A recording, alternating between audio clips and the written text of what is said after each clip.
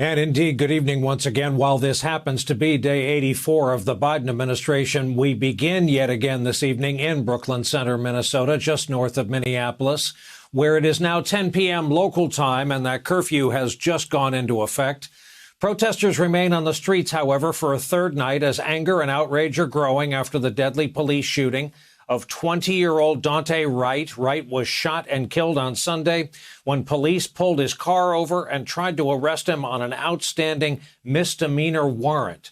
Kim Potter, the 26-year veteran officer who fired that single fatal shot, has resigned, as has Brooklyn Center Police Chief Tim Gannon. He called the shooting accidental after viewing Potter's body camera video, which he said indicates she thought she was deploying a taser and instead fired one shot with, of course, her highly lethal and vastly different 9mm service weapon. That single shot, fatal, and now a 20-year-old, Daunte Wright, isn't alive anymore. This afternoon, the mayor of Brooklyn Center reacted to Officer Potter's decision to resign. The officer stepping down has the effect, I think, of speaking to one of the things that the community, that folks who have been out here protesting have been calling for, and that is that the officer should be relieved of her duties. This case needs to be given to, appointed to the Attorney General, and so I am calling on the governor to exercise his authority and to move this case from Washington County to the jurisdiction of the Attorney General. Daunte Wright's family also spoke out this afternoon as members of George Floyd's family looked on. Wright's mother described seeing and speaking to him before he was shot. That was the last time that I seen my son. That's the last time I heard from my son, and I have had no explanation since then. My nephew was a lovable young man. His smile. Oh, Lord, the most beautiful smile. Y'all took that. And our correspondent, Cal Perry, is with us live tonight. He's been watching it all back and forth. Cal, in watching your reporting, it appears that things have calmed down a bit with the arrival of the curfew. Yeah, absolutely. And I think police slowly ratcheted up that pressure. I'll get out of the way. They started with that sort of CS spray, that chemical spray, that red irritant through the fence. Then police actually moved out of the compound, that fenced-in area that comprises now the police station here. And the moment that really we saw the crowds thin out, the police, backed by National Guard, I would say about 500 of them, just running as fast as they could, flat out down this road, arresting a number of people. And that's when a lot of people decided that was it to go home. There are basically a handful of protesters left. I would say there is about 10 times as much media here as there are protesters. And really, Brian, just a small group, a handful of people dancing in the middle of the street, trying to antagonize the police. But again, 500 to 1,000 law enforcement officers, completely overwhelming the small amount of protesters that were here on the ground tonight. Given the news we're talking about, Professor, I'd like to begin with you. How may the law approach this case of Mr. Wright? We have seen him get killed. We know a police officer took his life. We have now seen it on video. What is the legal approach? Do you expect a charge? What do you expect that charge to be?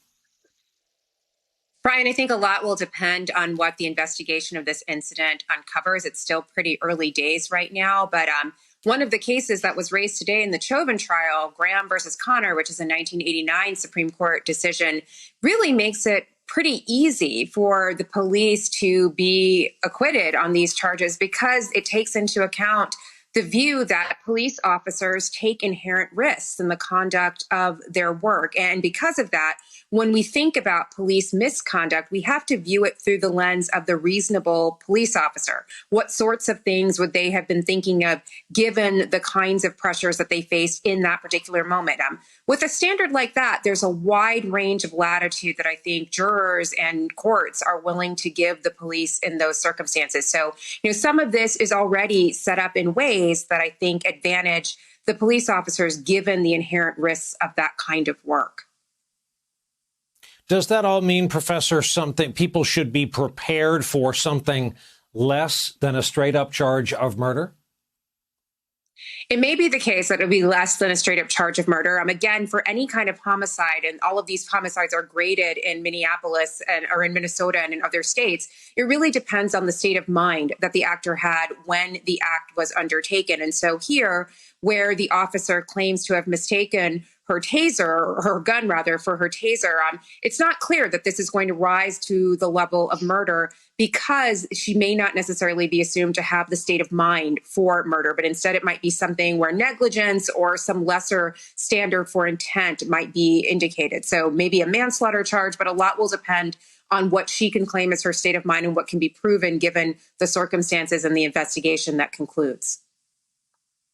All right. Thank you for that explanation. Again, to our viewers, we may learn whatever charge as early as tomorrow. Katie Benner, before we get to your reporting tonight, let's talk about that giant building and department you cover in Washington at DOJ. And I note there are still several top-tier vacancies. The incoming Biden administration, of course, was not allowed the usual transition time to gear up and get ready and make nominations. How closely do you think the feds are watching what we're watching tonight, the streets, the circumstances, the case in Brooklyn Center, Minnesota? Absolutely. Even without top people in place, including a head of a civil rights division, we're seeing that happen tomorrow. Her hearing, Kristen Clark's hearing, will be tomorrow. We'll see if Biden gets his civil rights division nominee through. But even without somebody like Kristen Clark in place, Attorney General Merrick Garland has made clear that he is closely watching every single one of these incidents. Keep in mind, the Justice Department has an investigation into Derek Chauvin himself. It has an investigation open into the killing of Breonna Taylor. It has an investigation open into the killing of Ahmaud Arbery. This is the Justice Department that's going to take seriously killings of unarmed Black people. And so this is going to be one that's on the radar. Certainly, we don't know yet where it will go. We do know that under this Justice Department, the federal government will say that if its own interests around civil rights are not satisfied by the state, it will intervene. Ashley Parker, let me play something for you because I have a question surrounding it after we hear it. This is Senator John No Relation Kennedy on Fox News tonight. If you hate cops just because they're cops, you don't know anything about them, then next time you get in trouble, call a crackhead. As I always remind people at moments like this, that man was educated at Vanderbilt, UVA Law, and Oxford. This is a persona he plays, and intellectually he knows better. But having said that, Ashley, is the Biden White House up to the job of countering the narrative coming out of the Republican Party, getting fuel and free airtime from networks like Fox?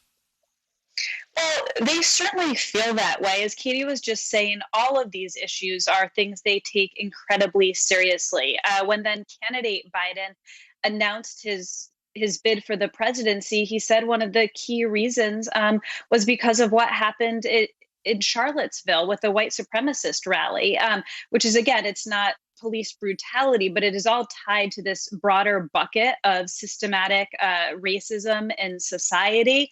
And Biden came into office identifying 4 major crises. One of those was racial inequity. Today, when he met with the Congressional Black Caucus, it was a meeting that was scheduled for 1 hour. It ran to 2 hours. Now, how successful the White House will be in countering this still remains an open question. Again, we just saw another death of an unarmed Black man while we are witnessing the trial for George Floyd. So the administration is far, far from declaring any sort of successes, but it is absolutely something they are committed to and that this president feels passionately about. Hey, thanks for watching our YouTube channel. You should know that you can follow today's top stories and breaking news and catch up on your favorite MSNBC shows all in one place. Download the NBC News app today.